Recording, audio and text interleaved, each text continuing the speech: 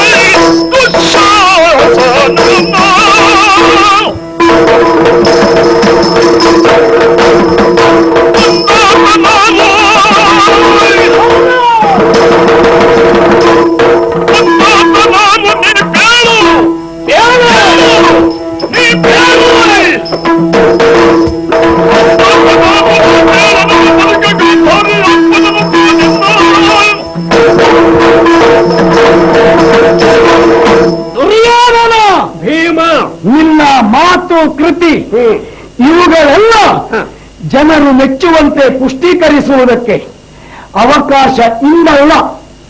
ಅಂದು ಜೂಜಿನ ಸಭೆಯಲ್ಲಿ ತನ್ನದ್ದಾದಂತಹ ಚಟುವಟಿಕೆಯ ಸಂಪೂರ್ಣ ಪ್ರತಿಫಲವನ್ನು ನಿನ್ನ ಪಾಲಿಗೆ ಒದಗಿಸಿದನಲ್ಲ ಮಹಾಕಾರಸ್ಥಾನಿ ಶಕುನಿ. ಅವನ ಕಣ್ಣು ಸನ್ನೆ, ಹುಬ್ಬಿನಾಟ, ಬೆರಳ ಸೂಚನೆ ಇತ್ಯಾದಿಗಳ ದುರ್ಲಾಭವನ್ನು ಪಡೆದುಕೊಂಡ ದುಷ್ಟ ನೀನು.